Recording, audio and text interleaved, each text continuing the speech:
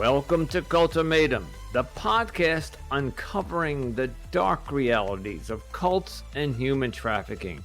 I'm your host, Anonymous Andrew, and each week we dive deep into the manipulation, control, and courageous escapes that define these worlds. And I'm Melody, Andrew's co-host. Having experienced the depth of a cult firsthand, specifically the House of Yahweh, I am here as an advocate for fellow survivors. The views and opinions expressed by our guests are their own and do not reflect the official policy or position of Cultimatum or its affiliates. The content discussed on this podcast are based on personal experiences and should not be construed as factual or legal advice. Neither the host nor the guest are liable for any statements made during the episodes. Listeners are encouraged to conduct their own research and seek professional advice where appropriate. And before we dive into today's episode, we want to issue a trigger warning. Some episodes may cover explicit and potentially disturbing subjects such as sexual abuse, rape, human trafficking, suicide, and other sensitive subjects. Listener discretion is advised. Welcome to the Cultimatum Podcast, the culture of cults and human trafficking. And my name is Anonymous Andrew. And with me tonight is my co-host, Melody. Hello, Melody. Hello, Andrew.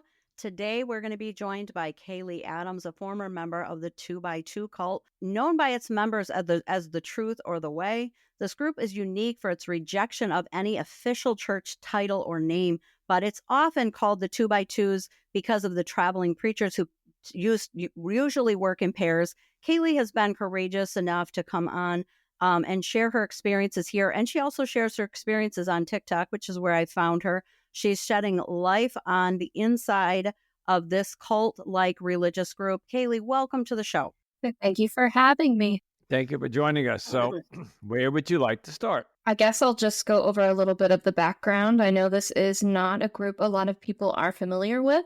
And I think without the background, my story probably doesn't make a whole lot of sense. So what the 2x2s are, they're a group. It's kind of hard to number. At some point, it was probably over 1 million numbers. Today, estimates are probably around 20,000 to 30,000. But of course, because of that secretive nature, it's really, really hard to say. They are all over the world. They're in almost every country. They have a series of pretty strict rules, so you're supposed to keep pretty modest. In my day, in the 90s, 2000s, early 2010s, that did mean you looked a little bit like FLDS, I would say.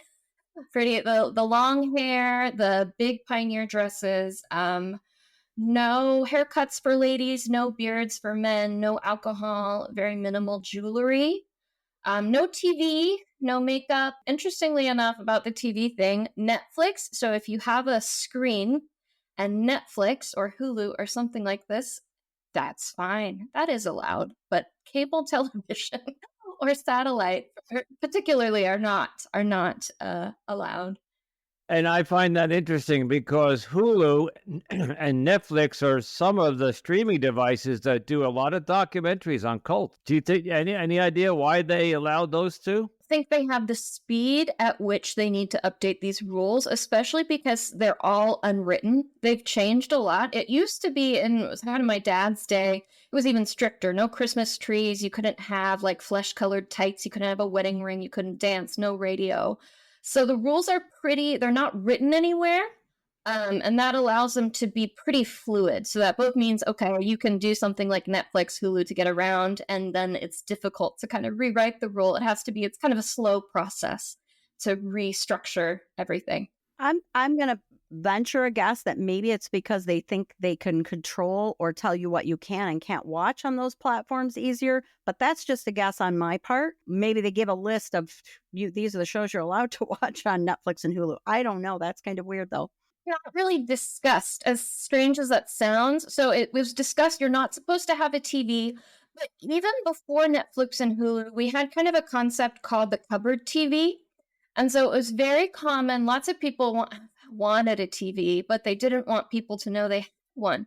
So you'd have kind of one of those rolly things, like what teachers used to bring into the schools all the time when it was movie day. And you'd hide it in a cupboard. So if you knew another member was coming over, or a worker or someone like this, you roll it into the cupboard, and that was your cupboard TV. It was very similar for us. We had a VCR that wasn't connected to cable, so technically following the rules, but it was in my parents' bedroom, and where the door was always closed. So, knowing how streaming works, you would need the internet. So the internet was allowed? Internet is totally fine. It's actually a very popular tool now. They kind of like to send big group emails, though, of course, they don't have anything like an official website or anything like that. They really like the internet for its communication value, since they are over the world. So what about social media? Few workers say, no, you shouldn't have it, especially now that some kind of things about the church is coming out, and some workers that have it. So again, kind of a gray area, kind of like where they prefer to keep things, so that if you are doing something they don't like, they can point to that boundary you're crossing. So I think they kind of like to keep it unclear, just so you're kind of on that unequal footing. It also, it gets a little frustrating because if I say something like, oh, I hated these dressing rules that we had, people will genuinely say, those rules don't exist. We don't have those rules. What do you mean? Even though, I have all these pictures of me. It's not something like, I think about, the Mormon church, where they had this, very racist rule about Black people. And then because it was set in stone, they had to roll it back and be like, well, never mind. We don't have to do that. We can just say, no, we didn't say that. We didn't say that. Okay, because I'm in the IT world, and I'm also been educated through this podcast and watched many documentaries, which is kind of how I got into this. I watched the documentary on Twin Flames and I got really angry. There is so much more information on the internet than there is on TV. So I think you mentioned that you couldn't have cable TV. Cable TV would bring in NBC News, or let's say NBC, Fox, CNN. They might bring the Discovery Channel, entertainment, educational shows. The internet, you could type in anything that would be critical thinking. So I don't know what some of your teachings were, but if I had a doubt about something, I could Google. I just find it odd that they would allow you to have internet, but cable TV, which many people, and I know this was 10, 15 years ago, but cable TV is kind of dying off now. It's like people are cutting cable and they're all going to streaming. It just kind of seems a little back-assward that they're thinking. Again, I know this was a while back, so maybe cable TV was still very prominent back then. Point. But it's something that I really struggled with after we left was, so I'll talk a little bit about these terms, but the terms we use for kind of our structure and the way we do things, like Melody was saying, we don't use any official name. If we were going to go somewhere, we'd say, oh, we're going to meeting.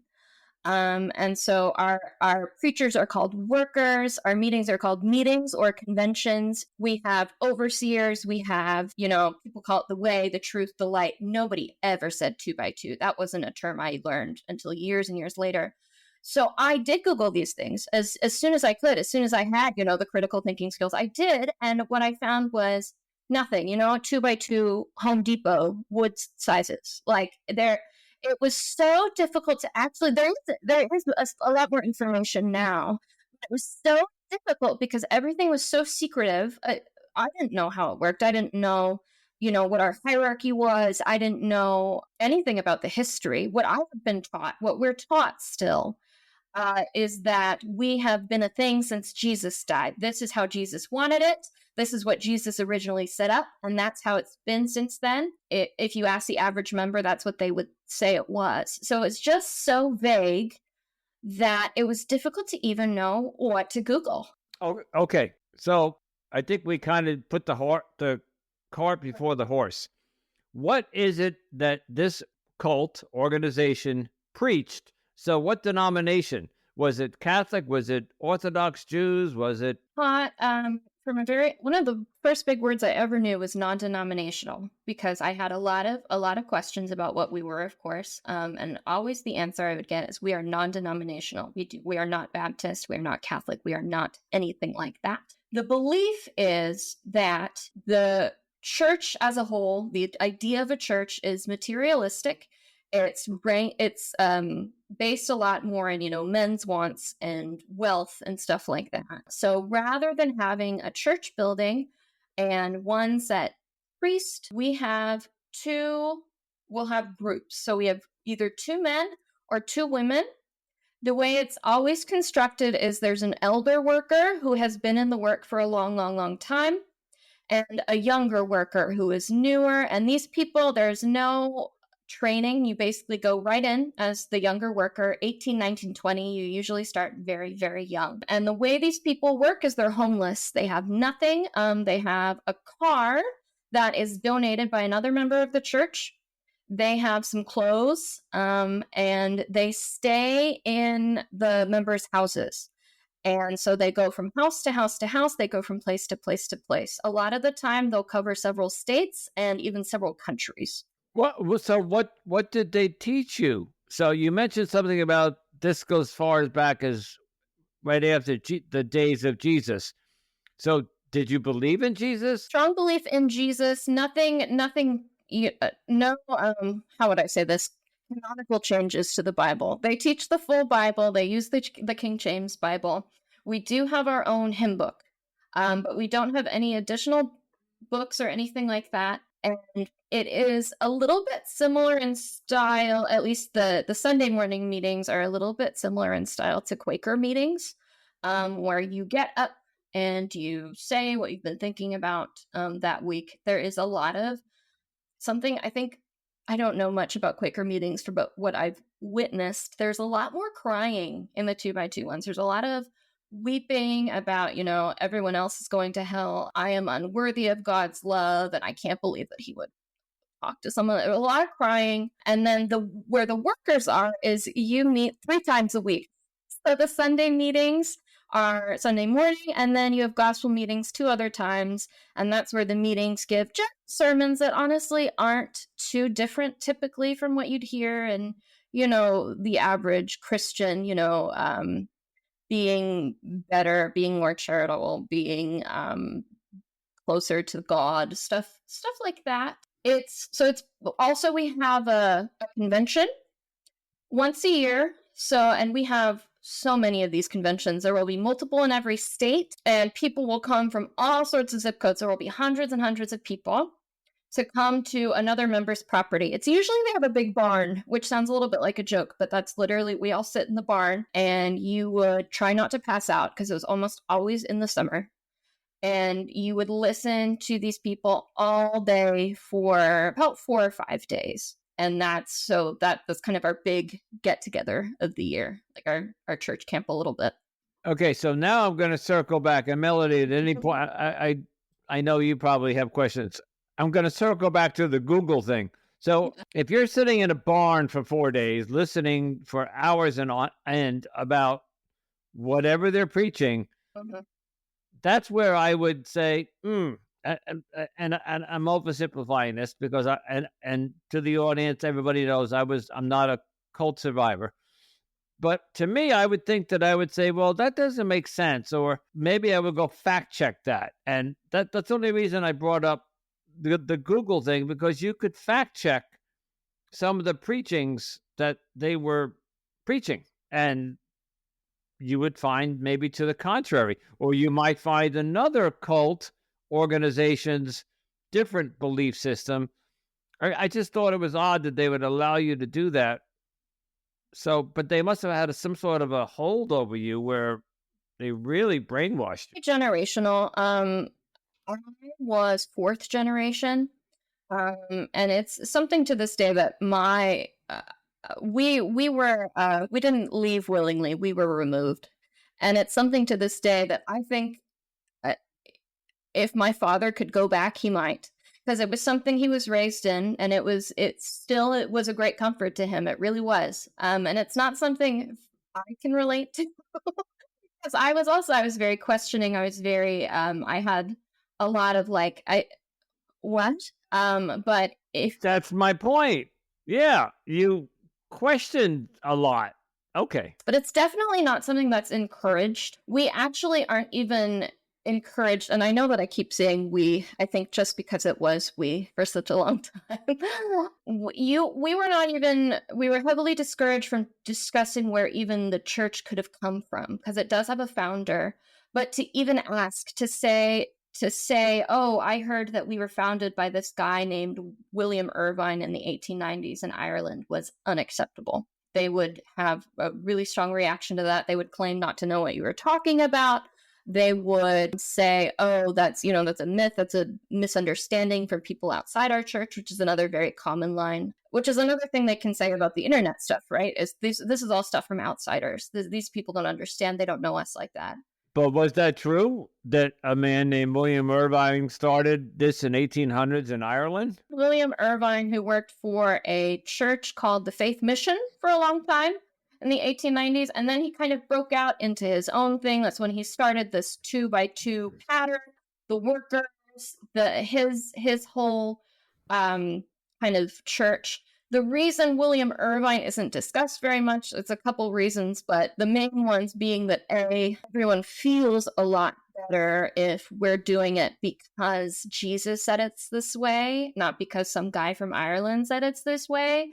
And also because William himself had some pretty troubling allegations with women.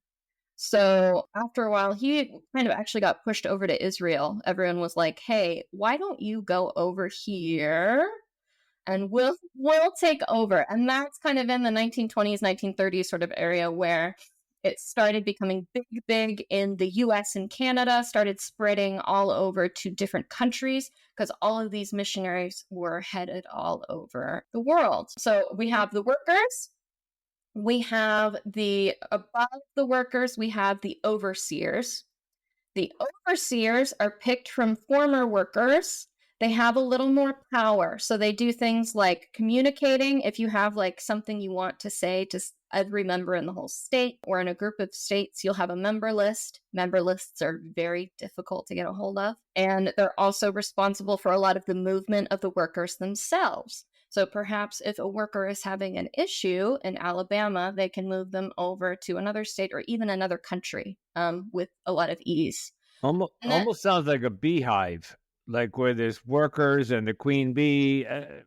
It's kind of a silly analogy, but as you were explaining it, I imagine a beehive because there were these workers, and then above the workers there were you get the idea. Melody, do you have any questions? I do. Okay.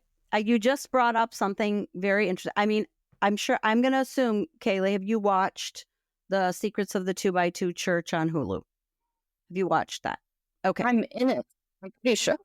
Oh, well, wonderful. I don't know how I missed that, but that's awesome.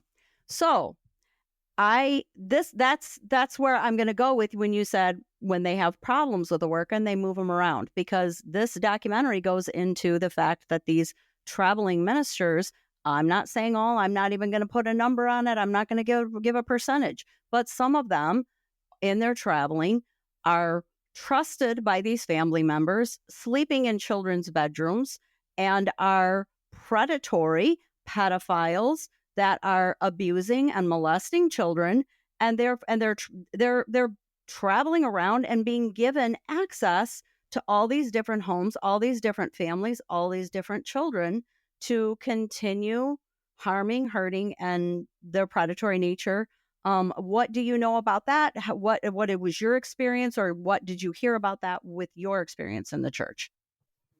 Yeah, and I think this folds kind of really nicely into kind of what my experience was. So the worker wouldn't go so far to say, of course, that it's built for this reason, but unfortunately it's a perfect breeding ground, just in the way that it's structured. So it's both for the workers themselves and any children that are involved in this group.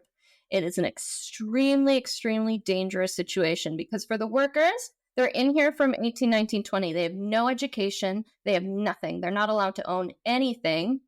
And if ever at a point they have a change of heart, they want to retire, they want out, there is nothing for you. There is nothing. Hopefully your family is okay with you leaving and still likes you. So there was like a severance package, but you didn't get severance. If you become totally infirm, we will sponsor a state-run nursing home for you. So kind of them.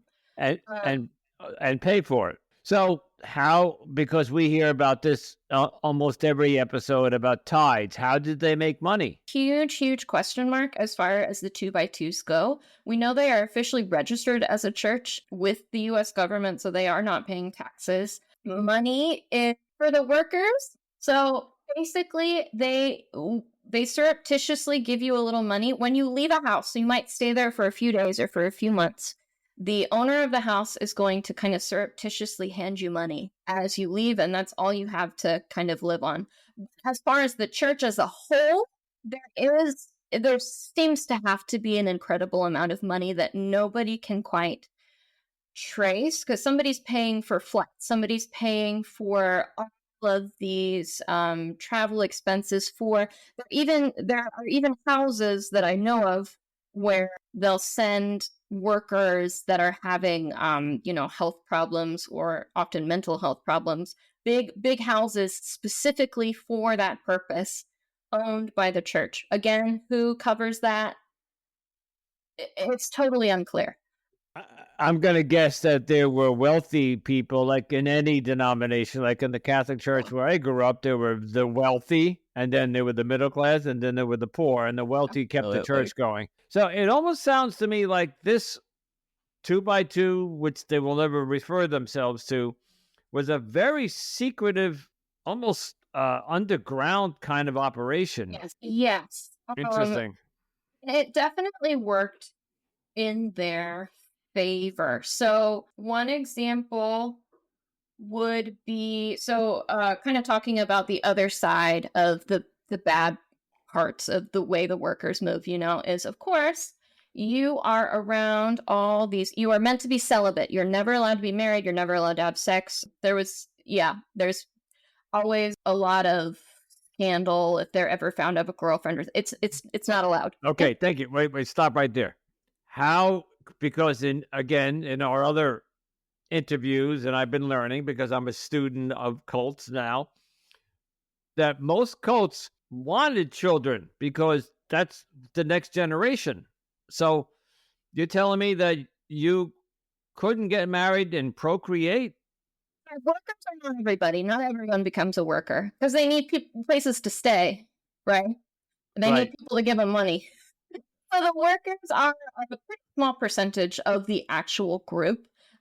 Either you're from kind of a family where it's held in really high regard, or it's something you feel called to.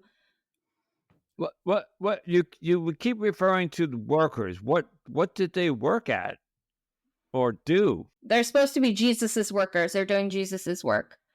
It's kind of like priests in the Catholic Church, Andrew, and that's kind of like similar to the fact that they wouldn't let priests get married in the Catholic Church. It's a similar thing, which is why I think that they end up being child predators, is because their natural urges are being repressed, and therefore they're being exposed to all these families with children, and that's who ends up being the victims in these situations. Oh God, this sounds very eerily close to the Roman Catholic Church, because that's exactly what they did. They made nuns and priests become celibate, take a life of celibacy, and yet they stick them in the schools and in the churches, and they would even coach the basketball teams and stuff. And of course, that's where all the teenagers are and the young kids. So the workers were the preachers, the ones who carried the message of 2x2.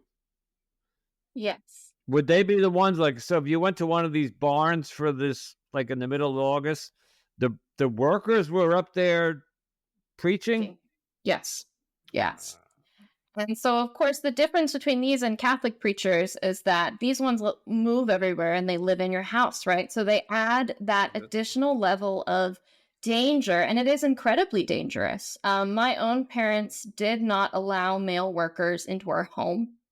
It was so well known that it was a dangerous thing to do.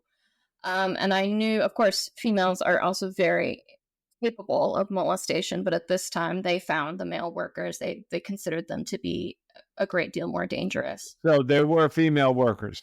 Oh yes, there's either female pairs and male pairs. The male pairs could work their ways up to be overseer. If you're a woman, you'll be a worker your whole life. It would seem to me just logic would dictate, but that's because I'm thinking rationally and normally, that let the female and male workers marry. Time ago, I really don't know why they changed it this way. I do believe it's an aspect of control, right? Of having this total control, so that we don't have, if your wife wants to leave one day, you won't have somebody whispering in your ear. But there used to be married worker pairs, and I would agree that would be an incredible thing to happen. But unfortunately, especially with all the trust that we put in these people, and that's exactly right, Melody, they would sleep in children's bedrooms. If you didn't have another room in your house, they would sleep in the same room. Oh God, that's so immoral to have like a 5-year-old or 8-year-old, and then I really hope you're not going to say they slept in the same bed. I've heard of it happening. But I do believe there's a little more awareness about that at the very least. But yes, in my own home, only female workers were allowed, and they slept in kind of a wing very far away from our bedrooms because my parents were very aware. It was a well-known fact. I was told of many people that I personally know that had something happen to them. When did you I don't know how old you are now, but when did you join with your family? Kind of unofficially apart. I never professed, which is basically just the process of baptizing in, which is usually done 11, 12, 13. My parents never pushed me towards it. And I never felt that call. I also was very, very uncomfortable with what, even though I didn't exactly have words for why, I always felt extremely, extremely uncomfortable with everything I saw going on. So, and they didn't have a problem with that? No, so I left when I was 15. So I was still pretty young. I think they still had plenty of hopes that I could profess. I'm sure they would have had a problem with it if I had continued. I'm going to say that your parents, it sounds like, exercised some independent critical thinking outside of the group just by the fact that even though the practice was to allow workers to stay in your home and sleep in your children's bedrooms, that your parents were like, yeah, not in our house. So kudos to them for that. I'm going to give them some props where props are due, because it sounds to me like the majority of people in these types of groups just go with the flow, and they don't want to put any resistance, even if there's something in the back of their mind saying we probably shouldn't do this or this isn't right. They just do it anyway because they want to conform to the group. So I'm sure even you feel that way, that they deserve some credit for that. Absolutely. I was raised in a little bit of an unusual circumstance for the group. The vast majority of people are born into 2 generational parents. So they've been in for 3, 4, 5 generations. My dad was 3rd generation, but my mom was not raised religiously at all. They met through work. And she was kind of spicy. She is kind of spicy. She's still around. And she liked the idea when my dad said, this is what I was raised in, I'd like to raise our children in this as well. She liked the idea of, love and charity of Christianity. She thought that sounded great. And she was like, okay. And then she got to her first meeting with him, and she sees these blank-faced, big bun, pioneer dress people like crying in a circle. And she was like, oh. And she never professed either. She remained very independent and outspoken. She kept her hair very short. So I kind of got to play, you're really not supposed to, but I got to play both sides, I think, a lot more than a lot of my kind of peers in the group did. So I got to hang out with, the pioneers and also a more mainstream crowd. I got to wear pants as long as it wasn't in front of the other members and stuff like that. Tell us so the workers couldn't date. Okay. But the other, and forgive me, you probably mentioned what were the non-workers? Like, what were you and your parents called? You're like the parishioners? Nothing. Just like just like how we didn't have a name, I guess they'd call us the faithful. Okay. Were you allowed to date? Were you allowed, like, did you have a boyfriend at 15? Encouraged was, so you have these big conventions in the barn, right? And you have breaks between the sermons. And that's kind of where you were able to go find a boy or a girl that you weren't related to, which for such an insular group is sometimes a little. So that was kind of where you were supposed to find a mate, where you were supposed to date. I was young enough when we left that I thankfully didn't ever have to worry about anything like that. But that is typically you are encouraged to date another member, and that's fine because that means you'll get married young and have lots of babies, right? Right, and that's where I was alluding to earlier, but I misunderstood the worker thing. So they did encourage marriage, they did encourage procreation, but just not among the workers. Okay. Yeah. I'm sorry. Fucking bizarre. I'm sorry. It's just that the whole thing is just really bizarre. It's culty on a whole nother level because it's it really is. Secret sect culty, like culty, underground culty, like we're culty, but weird. Don't tell anybody where we meet. And it sounds like a lot of secrecy. Absolutely. And it's confusing for you because we were meant to be kind of confused. We didn't really know how the structure worked. We didn't have a name to call it. Were there elders? So the elders were people who were married and they had houses, and your house could have Sunday meeting in it. And that was kind of, if you were an elder, that's what your job, what your role was. All right, so I'm going to ask the question, and this is my new term on Cultimatum, is the white elephant in the room. So if everybody knew that these workers were molesting children, why didn't anybody do anything about it? So first of all, did the child tell somebody? Because you've been taught your whole life that these people are way, way, way above you and they're God's chosen. So that's the first kind of hurdle. Did the child tell anybody? Did the parent believe them? Because there's the next hurdle, because these people are so trusted. And third, did the church do anything about it? Typically, what the kind of accepted route is that they would be asked to leave if they considered it to be, if they had multiple people coming forward with an allegation. So if you had multiple people saying, yeah, this person's a creep, then the police would not be contacted, but the person would be asked to leave the meeting. That's another example of why that whole shroud of secrecy is so dangerous, because there was actually not that long ago, there was an overseer in Michigan who he went to jail for a few days.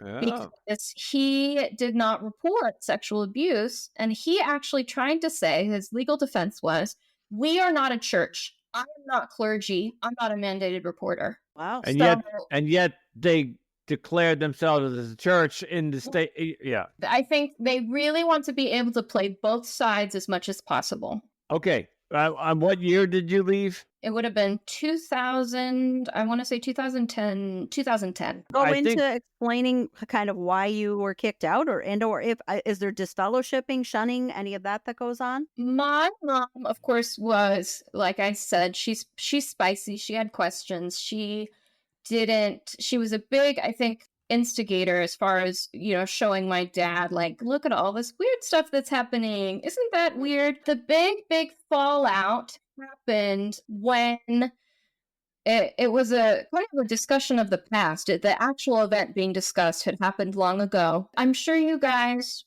remember the massive deadly tsunamis in Indonesia, Christmas, say 2004, 2005. It was a long time ago. Remember it very well. It was at my parents' house in Florida when it hit, and yes. Absolutely. Now, I wouldn't know this, but of course it was all over TV and everything, and huge. For some reason, his whole sermon that day was about how the righteous will be rewarded, and his whole story was about how there was a meeting group in Indonesia that met on high ground, and none of those people died that day, and how all of those people down on the beach and in the town and everywhere else in the valleys, if they had been in meeting, they would have lived too. Okay, this is going to perfect segue into a topic that we haven't brought up yet, and we hear it often. what was your belief in death? When you died, did you go to heaven? Did you go to hell? Or did you not die? You just ceased to exist? Because we've heard it all different ways. Like, so there's the lake of fire, right, Melody? And then there's I think in your Hell, house, Melody, purgatory. Yeah. in some cults you just didn't die. Who was the one the woman who lost her baby? They just buried her, but there was no tombstone. Like, you just didn't exist That was anymore. the house of Yahweh. That was Right, that's the okay. one that just aired, and yes, So, that was our belief. Yeah. right. So what happened? And then I have a follow-up question to that. Oh my God, this is so wacky. So talk to us about the death process. So we all go to heaven, you all go to hell. That's it. It's very straightforward. If you're a 2x2, you go to heaven, everyone else goes to hell. There's very little discussion of stuff like, babies, children. I think the assumption is that if you were a child of a 2x2, you are grandfathered in. We're also considered to be pretty responsible for our own deaths, like this tsunami example, of course. And then I had a friend that I grew up with. I'm going to call her A. And she was really musical. She was really beautiful. She was really, really popular. And she was murdered when she was 18. She had left the church or stopped attending so regularly in the last few months. And they told her mother that if A had remained faithful, it wouldn't have happened to her. So it was a very, very direct punishment for your sins, death for your sins. The guilt trip. Yeah. Okay. Yes. All right. Follow up to that. Medical. So perfect example. She got hit by a car, but let's say she didn't die. Could you go to the hospital? Could you get a blood transfusion? If you were diagnosed with cancer, could you get chemo? All that stuff. Was that all allowed? Yes, medical's fine. All medical stuff was allowed. Transfusions, chemo, all that stuff was it was considered to be kind of God's science, Interesting. Okay. Yeah. So after this guy made the very public statement about, all these tsunami survivors or non-survivors and survivors, she asked him very publicly, like, are surrounded by all of the other people, I would really like to discuss what you said in this meeting. And he said, oh, I'd love to explain it to you so you understand a little better. And so she had my poor father going through their Bibles, highlighting things, sticky notes, all that. This is all our evidence that God doesn't directly, smite people that don't believe the same things that we do. And they tried to have it at a neutral location, which was an elder's house, which I don't think makes a whole lot of sense. Very unusual. Okay, so really, you mentioned the tsunami of 2004 and that the people on the high ground were saved. Yes. Okay, so that's a tsunami where people were, in logically, the smart people knew when the tsunami was coming, so they went to higher ground, whatever. What happened to other natural disasters like earthquakes and hurricanes and like these fires in California, other natural disasters? So I can understand the tsunami, there was a high ground, but in a hurricane or a fire or an earthquake, that just happened so suddenly. You can't. So you're going to tell me that somebody that was on the 15th floor of a building who survived an earthquake was saved because he was on the 15th floor? And they did actually have an answer for this kind of. They didn't go into, this wasn't a big discussion with all sorts of natural disasters, but an interesting phenomenon with the 2x2s is that no matter what, any kind of disaster, they'd come up with a story. My favorite was, they had a 9/11 one about some member that allegedly worked at the towers, but he happened to be running late that day. So they have this kind of story for just about every, attack, natural disaster, about some righteous person that did live through it. So the rest of the 3,000 people who died that day deserved it. Yeah. Well, they were bound for hell. They were non-believers and they were bound for hell. Yes. Yes. So when this was explained to my mother, she was horrified. She was horrified. It was not, I don't know how cordial the discussion remained. And she just couldn't believe, she said, this person we know has cancer, like, do you really believe this? And towards the end, they let both my mother and my father know that they would not be welcome at meetings anymore. I would have jumped up and down for joy. My reaction. I mean, I have never had a good relationship with the church. I remember my first time I ever saw somebody that even looked like us, that I could recognize someone like this, was in like 2006 when Warren Jeffs got arrested. Wow.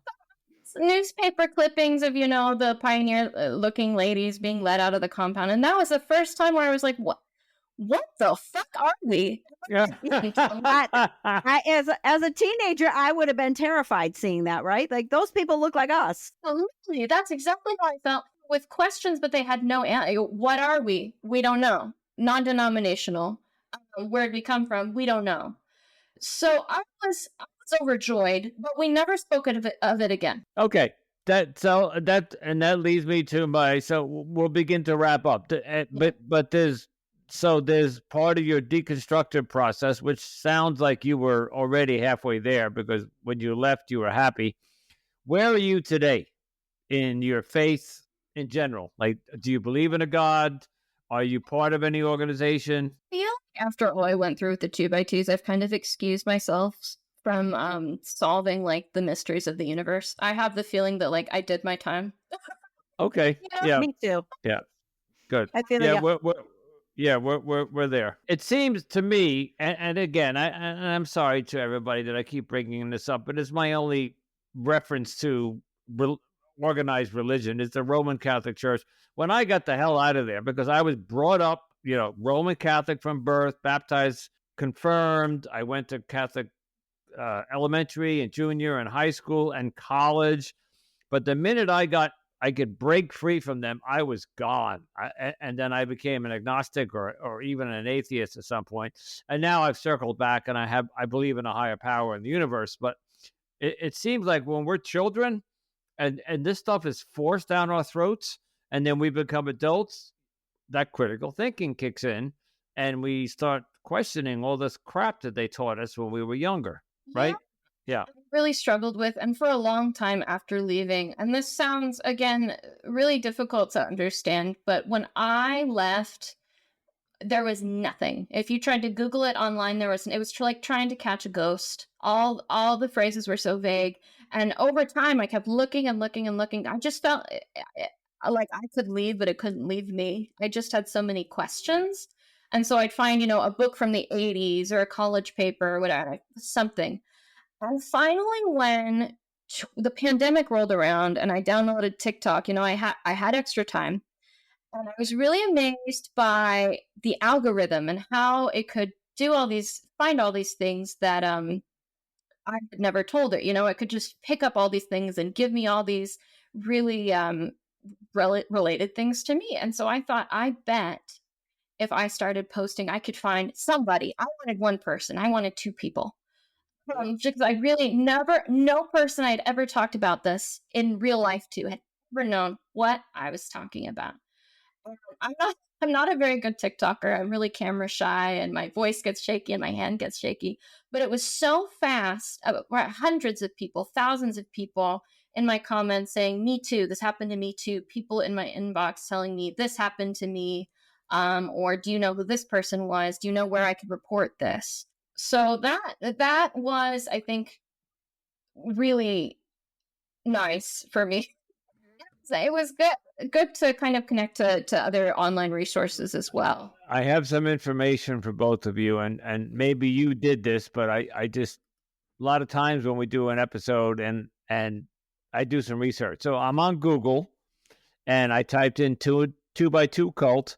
And of course, the first thing that comes up is Wikipedia. Yes. And it talks about William Irvine in Ireland in 1870. All right. This very second search result, very interesting. It's the FBI. Says seeking victims of information seeking victim information in 2x2 investigations. So the FBI is investigating them. Yes. Yes. So what happened was documentary. Yeah. Go ahead, Kalie. In 2022, there was a very well-known worker who died in a hotel room. He had a heart attack. It was natural causes. But of course, since everything's bought for the workers, all their devices get repurposed. So somebody opened up his computer and basically found all this evidence that Dean had been abusing many, many, many, many, many underage people throughout his time. The first thing they tried to do is they tried to send a letter. Sear tried to send a letter to all the Oregon members just to let them know this had happened, and was not going to report any of it, was not going to make any of it more widely known. But this caused a big outcry. People got really, really upset. And the more he kind of Barbara Streisand did it, the more he tried to keep it, within this small group of people, the more people were like, Dean did something to me, or Dean did something to this person I knew. And then by 2024, there's this incredible private investigator named Cynthia Lyles, who has done so much of this work in finding both perpetrators and victims. She's got a list of over 900 people that are alleged to have perpetrated something like this. And that's just people that are being reported. And each of those people could have hundreds of victims because of how much they move. And of course, Nightline, BBC, 60 Minutes starts coming in and doing things. And, local police stations are getting calls and calls and calls. So finally, April 2024, the FBI opens up an investigation, which Good huge. for them. Good for them. Huge. Okay. And one more question, and then I'll see if Melody has any questions, and then we'll wrap it up. I think it was before we started recording, you said at one point there were maybe 1 million people in this cult, and now you think they're down to 20,000. So that's in the course of how many years? Say their peak was probably 50s, 60s, and they already kind of had of a decline 90s, 2000s, and as of recent, like as you pointed out, Andrew, the internet's a hell of a truth finder. More and more people that Google it, just look it up, which you are encouraged to do. Certainly. I just read the first sentences. There's pages of it. So wow. So I certainly foresee that continuing to go down. That's what I'm saying. And then one more quick question: you weren't in it during COVID, but we hear that COVID destroyed many cults because people were not allowed to meet, so they did the online meetings, but people don't really attend them anymore. Do you have any insight into COVID? And rate us a little bit in a different way, in that the current membership is so old, and a lot of them wouldn't stop meeting each other. And one of the big things we do every Sunday morning meeting, the things that is they have a glass of grape juice that they pretend is wine that they all drink out of, and they all pass it around the room. Ugh, dummies. So fortunately, a lot of them did get COVID really bad. So a lot of them did keep meeting, and they definitely kept meeting through COVID. Definitely probably took their numbers down in another way, unfortunately. Oh, yeah. I'm just going to make a prediction that I don't think this cult will be around much longer. It sounds like. No. Kalie's shaking her head no. Well, it's definitely on the decline. All the secrets are coming out into the open. The light is being shined in the dark places. So I guess my final question for you, Kalie, would be, and I always just like to ask our guests this, what would be your advice to somebody who either thinks they might be in a cult or is thinking about leaving or joining either one of those? What would be your advice to somebody in that situation that maybe doesn't know what to do? We might have kind of already addressed this in this episode, but I'm going to let you say it anyway. So important to have somebody on the outside, no matter, having someone that doesn't agree with you, somebody that doesn't share all of your beliefs. I mean, that's what got my family out in the beginning, was having my mom that wasn't so willing to accept things at face value. And on the other side, I've had a lot of parents reach out to me whose children are still in the group, and they're really scared for their grandchildren. And to those people, I would say the same thing, how important it is to have someone on the outside. And I actually really discourage people in that position from, I know that it's so tempting to be like, here's this BBC article, here's this Wikipedia article, it lists the FBI investigation on the second line, but it's just not helpful. It's just not helpful. The most important thing for those people is knowing they have that safe, non-judgmental person that's waiting for them on the outside. Well, if I was looking to join, like somebody, and we didn't talk about how people got recruited, but let's say I was recruited, or I stumbled upon the 2x2 and I Googled them and I found those first 3 lines, I'd run for the hills. If the FBI is investigating the cult, I'm not joining this religious organization. I don't care how beautiful it sounds like on the outside. People don't do their research, and then I think a lot of people are just contrarian. So those people are on the outside. They don't know it like we do. They're saying bad things about us. A big word that gets used for any outsider, or X, we call them X's, is bitter. We're bitter for still, if you left and you're so happy, why are you still talking about us? You're bitter. And that's just the one word that gets used over and over again. If you have any negative feedback or recollections, but that's their insecurity. So, yeah. All right, Kalie, thank you so much for joining. When we started this, Melody said another cult you never heard of, and boy, no, I never heard of this, and another fascinating story, and just boggled my mind that people get involved with this. Yes. I'll leave it at that. So, well, all right, Kalie. I want to thank you for coming on, and I want to thank your spicy mom, because I think she's awesome, and good for her that she protected her children, and yet kept that critical thinking open in your life in order for you to be able to come out of it fairly unscathed, because you seem like you're doing pretty good. But thank you so much for coming on and sharing your story with us today. Thank you for having me.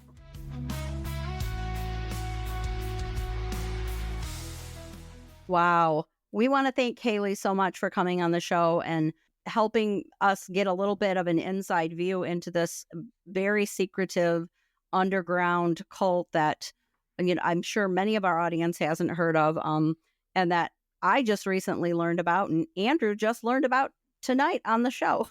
Yeah. I don't know if it makes for a better episode when I don't know.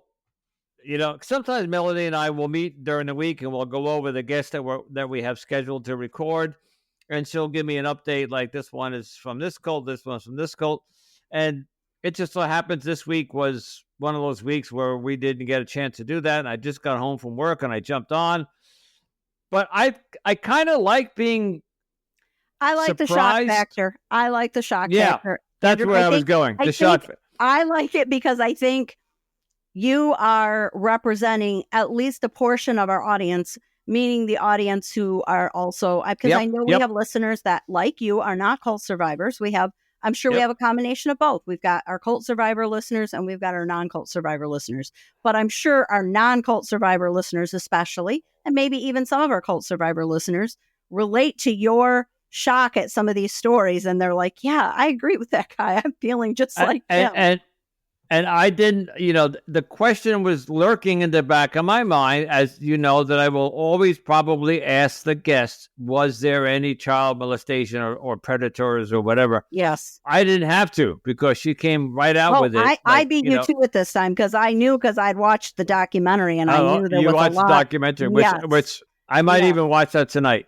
But that's the shock factor that I get, is that, so I'm one of these people who are part of this community, and I have to put up one of these power players, whatever the freak they're called. And then I find out that my daughter or son, whatever, was molested, because the next day they might come to me and say something. Or let's just say my daughter wasn't, or a son. My next door neighbor says to me, oh, that person. The first thing I would do is just, I'm out. I'm out. And I wouldn't be. I'm sure some people did leave for that reason. I would hope. But are these people, because we've talked about this before in other cults, where they sweep it under the rug and they explain it away and they blah blah blah blah blah, and there are people that are so brainwashed that they don't leave. Yes, it's true. And they rationalize it in their own head somehow, because the leader has got them so twisted up in their heads. Yes. Well, it's the brainwashing. It's the brainwashing that goes on, and it's almost like they experience this cognitive dissonance where they have to find a way to explain it away or justify it because it just does not match with the reality of what they think they're part of. That what they believe they're part of and the reality are two different things. And I think right from the beginning, which I think I was shocked at, because as we know, many cults do not let them watch TV or go on the internet or social media or have cell phones.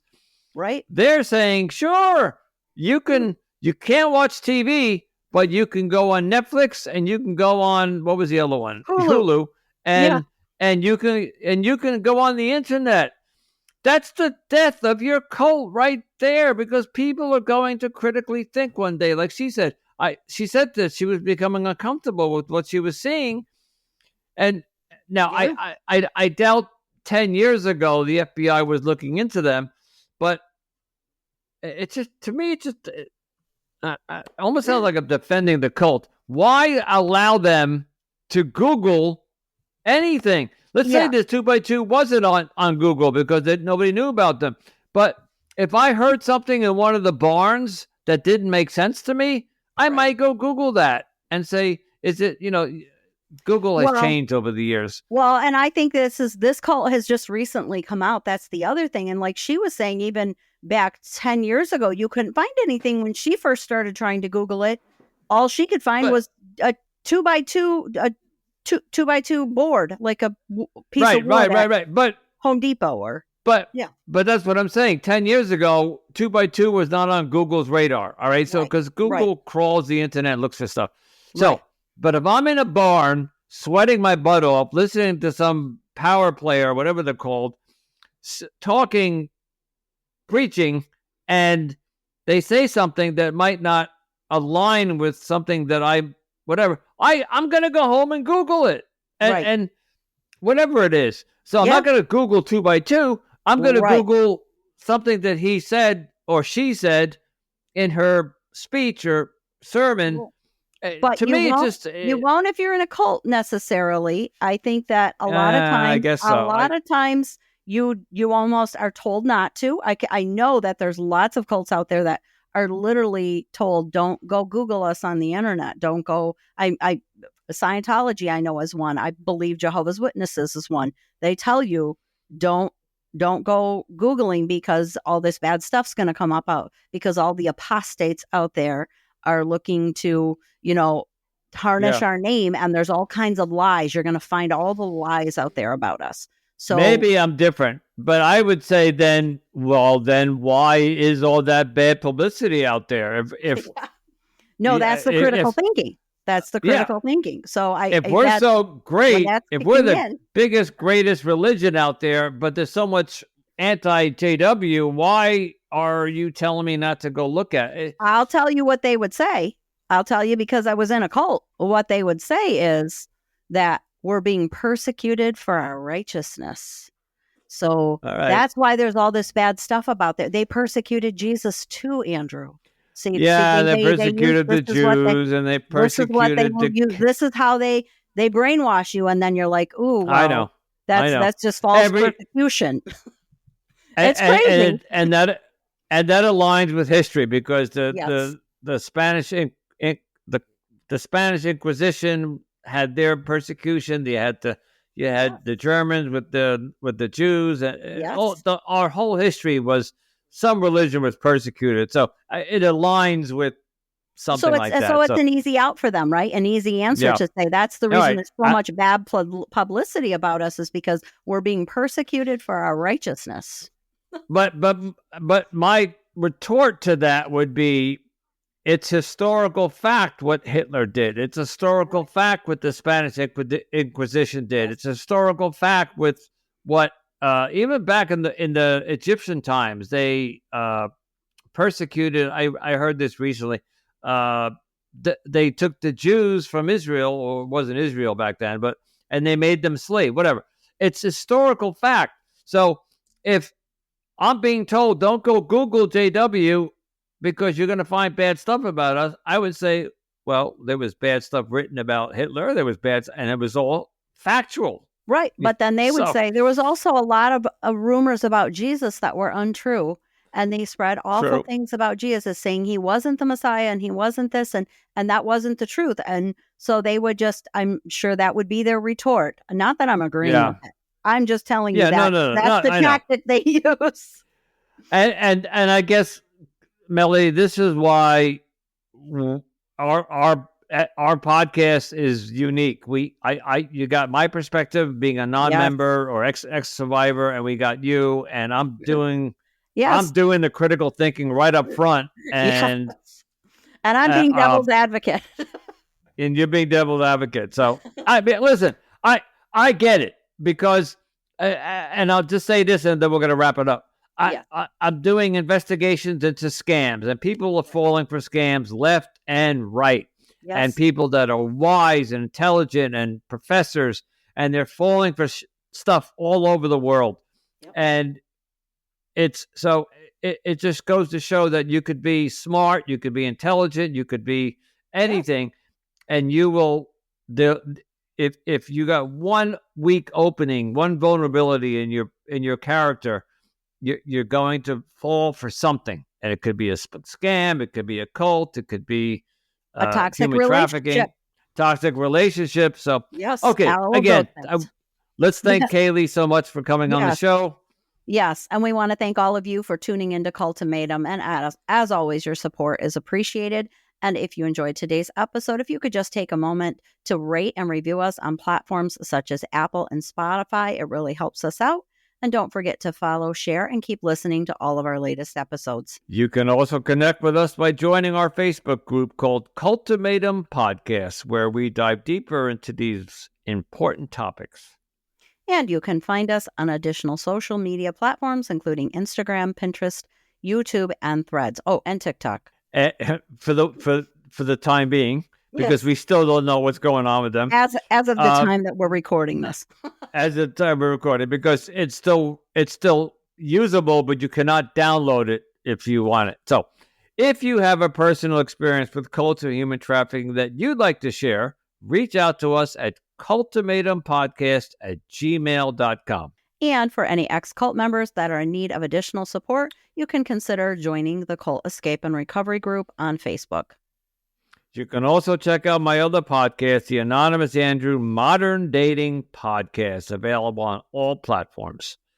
If you'd like to help us out with the cost of maintaining the podcast, you can show your support through the link in our show notes called Buy Us a Cup of Coffee. Simply click on that link and it'll take you to their page, and you can donate $5, $10, $15, or you can become a monthly member. And every little bit helps in our mission to spread awareness.